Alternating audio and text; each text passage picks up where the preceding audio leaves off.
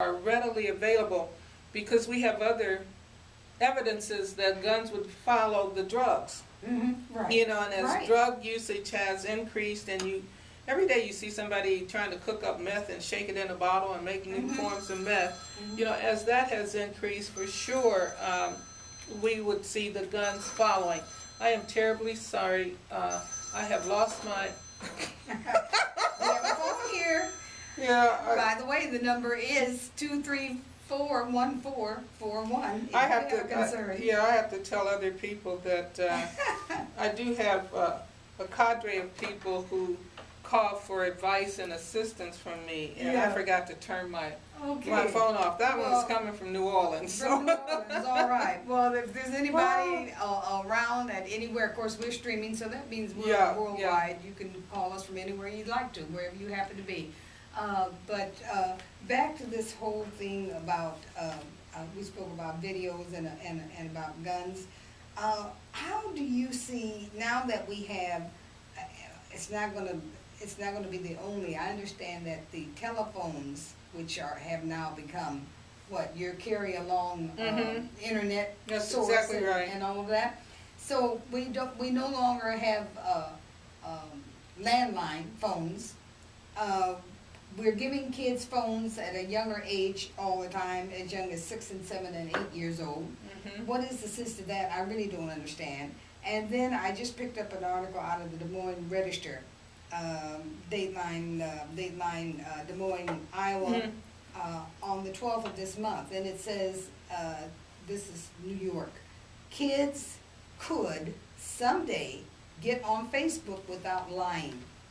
Now, I hadn't even paid any attention to this, but it says, though Facebook bans children younger than 13, millions of them have profiles on the site by lying about their age. Now the company is testing ways to allow younger kids on its site without needing to lie. It would be under parental supervision, such as by connecting children's accounts to their parents' accounts. That would allow Facebook to comply with federal regulations regarding children younger than 13 online. And would that not also raise the financial...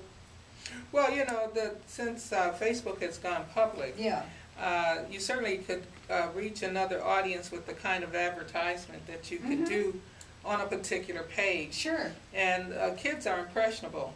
You know, when you look at who's going to be pushing to buy certain things, you know, it's usually younger people who are pushing this. But I'm taking I'm taking it that it isn't because they are wanting to be helpful here. Oh no, I don't. There's definitely a money hookup here. This is a business. This is a business, and so you're looking at profits. And you know, it's interesting that Facebook comes out with this at the same time that they had so many problems with the IPOs that they put out, the public offering on these stocks. You know, the exposure of the lying that goes on, the cheating that goes on in the whole industry just came right out of the box with Facebook in terms of insider trading and people knowing things and other people, the little guy, not knowing and setting the price. You know, so this is all, to me, this is all money and profit. Now, for those folks who think that it's cute that your kid has a cell phone or they have a Facebook page, it is not cute. You know, all you have to do is to look at some of the things that very young kids will post on Facebook. Their filters aren't as strong. They can be approached, and we know that they put a monitoring system on television stations and stuff like that. Did parents use it? I don't think so. You know, and having to monitor a Facebook page, in addition to watch what your kids is texting, or maybe texting on their phone, in addition to what games they're playing, it's just going to all be, it's wrong. It's just wrong on too many levels. Well, it all ties back to parenting, to children, what you want your children. You know, you have kids still talking about being bored. I mean, we are in the throes of technology. What more are they going to come up with? We know that they will. But how can you possibly be bored in today's world? Yeah. And on top of that, when these children are allowed to have their way about what technology they're going to look at, and it's like just turn them loose, give them a toy, you know, just give them something, give them something, give them an iPad, give them a DVD, give them, you know, and then that takes your place. No, it does not. But we're allowing that. We're allowing it to take our place, and you know, I would remind our listeners too that the developers of a lot of this technology are really pulling the technology from their kids in a sense, and forcing them. Isn't that strange? Now, why do you think they're doing that? Because they know that being able to actually read a book, to calculate, you know, to speak well, they know that those skills are important. So they're pulling their kids out of schools that rely too heavily on technology. They're saying that you can learn technology at any point. You know, it's not something that you have to start in kindergarten. You know, there are preschoolers, you know, who are exposed to computers. I know my son was exposed to computers when he couldn't even talk. But they taught him how to push the right buttons, you know, and things of that nature. But the developers of the technology are saying, let's get back to basics. You know, a lot of our kids wouldn't know how to go to the library to find a book. And in fact, some of the students come to the campus at the University of Northern Iowa, and they don't have library skills in terms of how to use the library. So of course we have to have segments in some of our courses that take them and show them what the card catalog is and how you look. And even with the technology, I'm going to say this, I don't know, they use it for social networking, but I have students, you give them actual assignments where they have to use the technology and they can't find what they're supposed to find. I was so surprised with the tech application things that I had in my gen ed classes. They couldn't find stuff on. So what are they doing with all this technology? They're watching movies, listening to music, chatting with their friends on Facebook, and or either now it's Twitter has taken the place of Facebook, you know, and email. So, you know, they're doing a lot of social things. That should tell us that our kids need more social experiences that don't rely on technology so that they can pick up the social skills. So if I'm relying on technology for social skills, then what do I do when I go to a job interview? Am I extremely nervous because I haven't had a lot of one-on-one conversation? What do I do when it requires that I work a room for my job, you know, and I'm out there trying to network and I'm telling, but I've never really had to do that because I've relied, you know, we're just really creating a society that's not going to really be prepared for the future if we rely right now too much. You need to have technical knowledge and skills. But I think at a young age, you know, whether you need to text, hi Mom, I'm just sending you a message, you know, on your phone, you know, maybe they're learning to spell, I don't think so. No. Because there's a whole language, you know. Because the whole language, they are not. You know.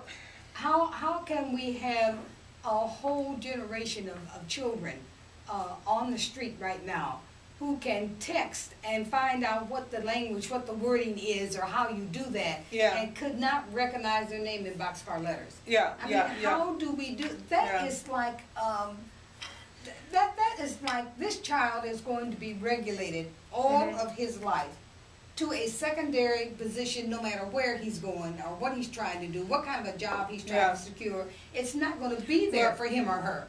I want to, you know, like, I'm not opposed to technology. I think there's a place for it. There's a place for it. There's a place for it. It's not going but away. It's not a substitute for parenting. That's the point. Nor is it a substitute for exposing children to other activities so that their brains are working in many different ways. I'm wondering if I had just used technology growing up, would I have the broad interests that I have now? Would I be comfortable talking to most anybody? You know, I could pick and choose an instrument that I would want to play because I've been exposed. Because you've been exposed. And, you know, we need to expose our children to all of these various avenues of cultural capital that will help them move ahead. And technology is just one tiny slice of that. But understanding that there aren't men in computers and stuff working it, I think that's important, you know. But there are other things that are being neglected as a consequence of relying. There's some kids you can't get out of the house because they want to play video games. Right. You know, Yeah. you want to take them someplace to do something active, and can I play game? You know. Yeah. I was in the company of a 9-year-old not too long ago. And what was she telling me? My mouth was just like open, you know, I don't know what to say to this child, but she is telling me that she is so bored. You know, how can you be bored when you are surrounded by everything that you should have and shouldn't have? Because there's no distinction, because parents don't make the distinction. Johnny or Susie says, Mom, I need this, I want this, I want this, I want this. And but you come up with it because that gives you more time that you're not parenting. If you've had all of that from the time you're 4 and 5 years old, you're going to be bored. I mean, how you can't. Most people can't afford to buy a new game for the game system every week. Those things are expensive. Yes, they are. Most people are not going to keep upgrading the phones, you know, because the phones keep changing. So, if your kid has had all of this, by the time they're 9, I guess they've done it all. They decided they've done it all. So opening up new vistas for our children.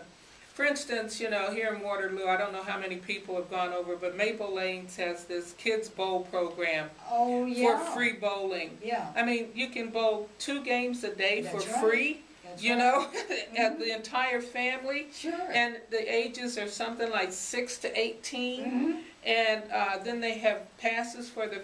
I'm going like, this is cool. You know, right. You can go over and bowl. Now, how many of our kids are going over to bowl? Yeah. I'm going to have to stop over there one day and see. But there are programs like that too. There are programs. There's enough free things going on in any city, even the size of Waterloo or Cedar Falls, that will keep your kids off the street. There's places for you to take them. Boys and Girls Club here in Waterloo, the YM, YW. I can name all kinds of places where children can be taken or send them to for the sake of their safety and for opening up opportunities that they wouldn't have otherwise.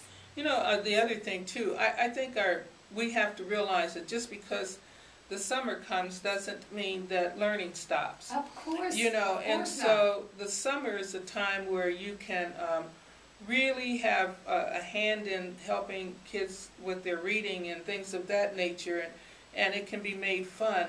But if our kids get in the habit of thinking that Friday comes and so I don't have school until Monday, so I have nothing to do until Monday, or they get to May and they say, oh, it's summer vacation, I don't have to do anything more with school until when I get back in August, and you've I'm graduating from high school, I'm done, I've been in the oven so long, I'm ready to come out, and there's nothing beyond. I think we're structuring a certain kind of mindset that learning occurs in these little blocks and then it stops, you know, and then we pick it back up. But there are things that can be done with young kids. It really takes the parents to be committed. Now, if you're working and can't do some of these things, the trolley kids are in town, and there's some other things where you can get assistance to get your kids from point A to point B.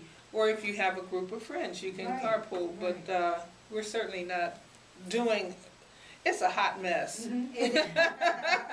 That's all I can say. You know. While we're at it, we're getting ready to take a break, and I'll say my next comment after this break. Stay with us. We'll be right back.